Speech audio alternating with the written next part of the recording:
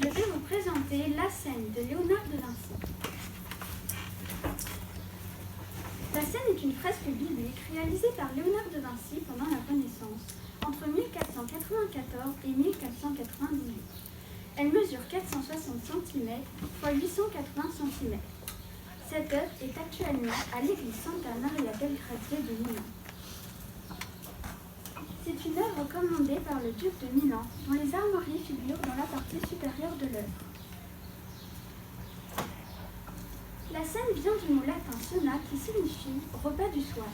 C'est le nom donné par les chrétiens au dernier repas que Jésus-Christ prit avec ses 12 apôtres la veille de sa crucifixion, le soir du jeudi saint.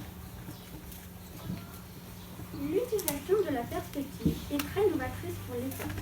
La perspective donnée par la fresque prolonge la salle réelle du réfectoire grâce au trompe-l'œil du plafond à caissons. Les murs sur le côté sont recouverts de tapisseries et les fenêtres au fond découvrent un joli paysage. Le Christ est au centre par rapport aux apôtres et on peut facilement voir l'utilisation par Léonard de Vinci de la perspective linéaire dans laquelle le point de fuite est à la tête du Christ.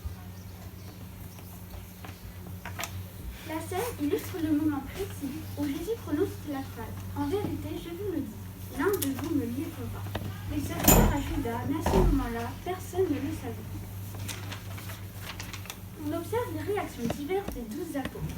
Léonard de Vinci voulait mettre en mouvement chaque partie de leur corps afin d'exprimer leurs émotions. Saint Thomas, sceptique, tourne l'index. Saint Philippe se lève pour dire qu'il est innocent. Saint Barthélemy, indigné, appuie les mains sur la table. Saint André, les mains levées, la paume retournée vers l'observateur, il semble vouloir éloigner quelque chose de lui. Nous pouvons constater que c'est Judas qui a créé Jésus, car on le voit qui renverse une salière sur la table et on peut l'interpréter comme un signe de sa traîtrise. Il tient dans sa main l'argent, la bourse contenant l'argent de sa trahison. Ainsi, la main du Christ semble vouloir désigner Judas de sa main droite. Tous les apôtres ont un visage illuminé, sauf Judas, le traître. Léonard de Vinci refuse d'utiliser la technique habituelle de la fresque et rapide. Il préfère utiliser une technique inédite directement sur le plâtrage frais.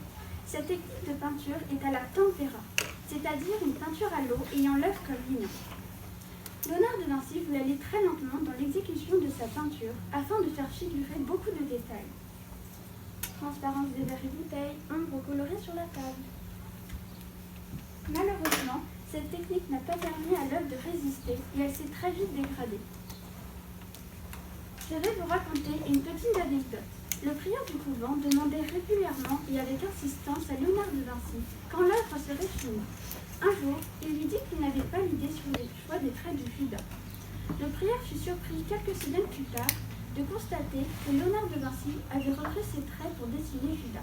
Sans doute était-il exaspéré qu'il ait autant harcelé pour terminer rapidement l'œuvre.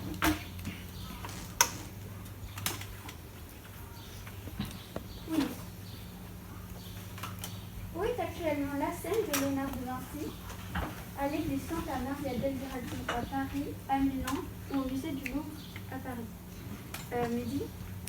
Elle se situe à l'église Santa Maria del Grazie à Milan. Oui. Quelle phrase prononce Jésus au moment précis de l'œuvre? En vérité, je vous le dis, l'un de vous me livrera, me trahira ou va me tromper.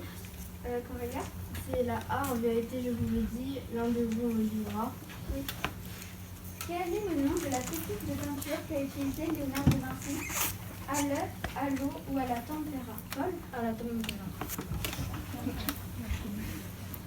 Que signifie cena en latin?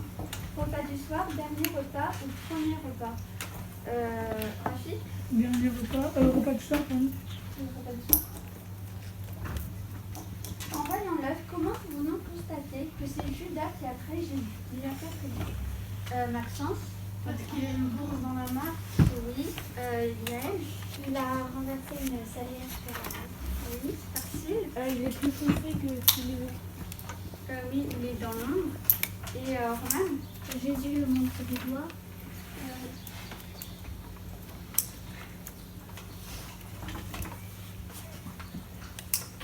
Merci pour votre attention.